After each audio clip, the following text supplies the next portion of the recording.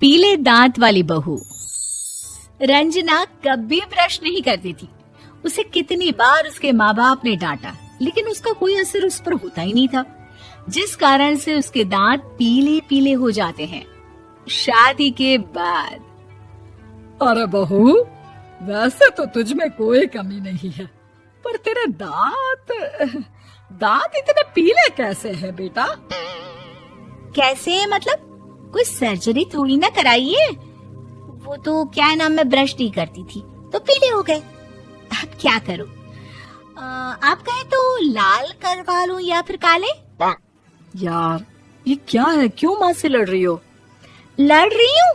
अरे मैं लड़ रही हूँ या ये बोल रही है कि दांत पीले हैं, पीले। अरे तपस्या थोड़ी ना की है इन्हें पीले करने के लिए। बकायदा ब्रश नहीं किया है 20 साल तक, तब जाकर। छी, कैसी बात कर रही हो? ये उस वक्त तो पीले नहीं थे जब हम लोग तुम्हें देखने आए थे। अरे तब साफ करवा लिया होगा डेंटिस्ट के पास जाकर। अब देखो कैसे पीले पीले लग रहे हैं। रंजना सास की तरफ गुस्से से देखती है। फिर शुरू हो गई पीले पीले पीले। अरे पीले तो तब भी थे जब मेरे हाथ का रसगुल्ला उड़ा उड़ा कर खा रही थी और बोल रही थी, लड़की नहीं गुणों का खजाना दे रहे भाई साहब आप। खैर, अब वो लोग करते भी तो क्या करते, पीले दांत वाली बहू पल्ले पड़ी थी तो झेलना तो था ही। एक दिन कीर्तन में रंजना गाना गा रही थी। अरे कमला बहन, माँ का द्वार है, यहाँ तो सब शुद्ध होकर आते हैं, फिर अपनी बहू को ब्रश भी नहीं करवाती तुम। दूर से पीले पीले दांत भक्ति में बाधा उत्पन्न कर रहे हैं। अरे कोई 2 साल के बच्चे थोड़ी ना लेकर आई हूँ मैं बहू बनाकर। अच्छी खासी लड़की है, अरे कैसे करवाऊं ब्रश? ये तो उसे खुद करना चाहिए ना।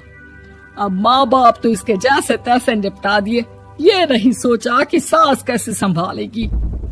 सास बहू को लेकर घर आ जाती है, लेकिन सोच लेती है कि अब इसे लेकर कहीं नहीं जाएगी। अगले रोज बहू कहती है, अरे क्या हो गया, मंदिर नहीं जाना क्या? कीर्तन का वक्त हो रहा है। मेरी मधुर वाणी से कान्हा जी जागते हैं और सोते हैं। आप तो जानती है ना उनकी भक्ति में कितना मन लगता है मेरा।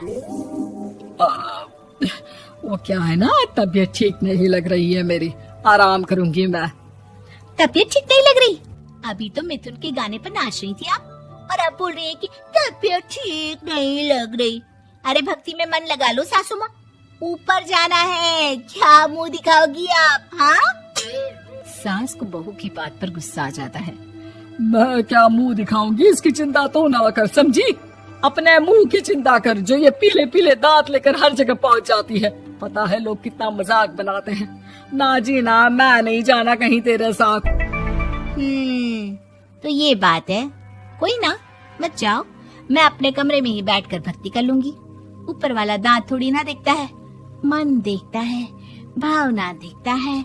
और अरे बस बस, तू सब कुछ दिखा, बस ये सफेद चमकदार दांत ना दिखाना किसी को, है? जा यहाँ से। बहू को सास की बात का कोई फर्क नहीं पड़ता, वो तो जैसी थी वैसी ही रह जाती है। सुबह नहाकर किचन में खाना बनाना, फिर खाना खाना, कीर्तन भजन करना और सो जाना। एक दिन, माँ जी मैं सहेली के घर जा रही हूँ, शाम को लेट आऊंगी। हाँ हाँ तो जाना, मैंने कौन सा तेरी आरती करनी है घर पर बैठकर।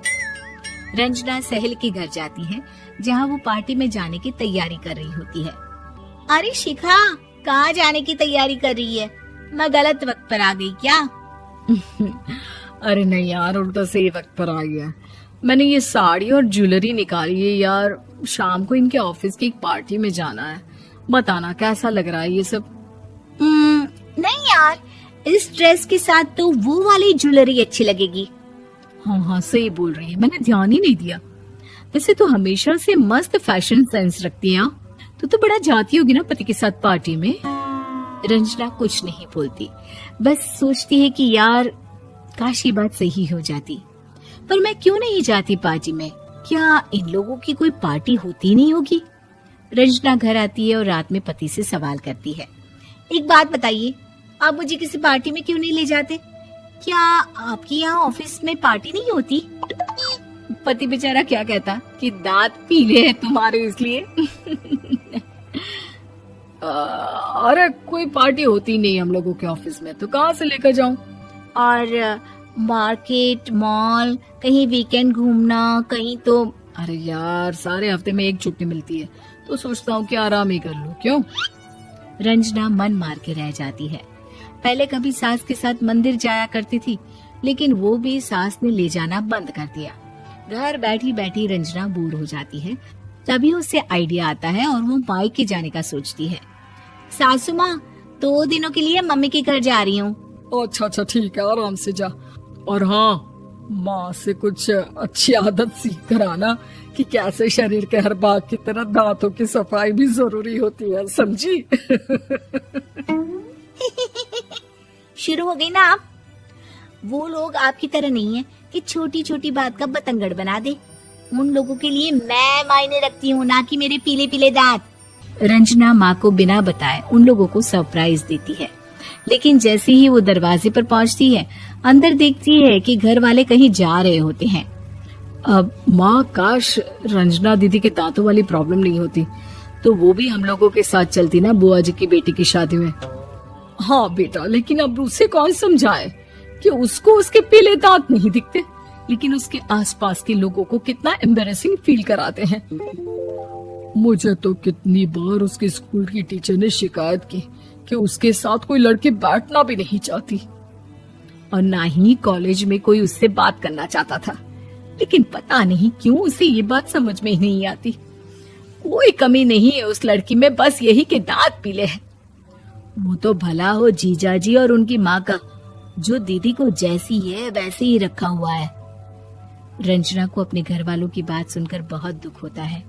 वो सोचती है कि वो क्या करे, लेकिन फिर वो सीधा डेंटिस्ट के पास जाती है, अपने दांत चमकाती है और कसम खाती है कि वो रोज ब्रश करेगी। अरे क्या हो गया? तुम तो 2 दिनों के लिए गई थी ना, पर कोई ना, अच्छा है, चलो आ गई तो। रंजना सास के सामने आकर खड़ी हो जाती है और पूरी स्माइल करती है, उसके चमकदार दांतों को दिखाती हुई। हैं? चले मंदिर। माँ, मुझे माफ कर दीजिए, मैंने आप लोगों को बहुत एम्बैरेसिंग फील करवाया। मैं आज से रोज ब्रश करूंगी।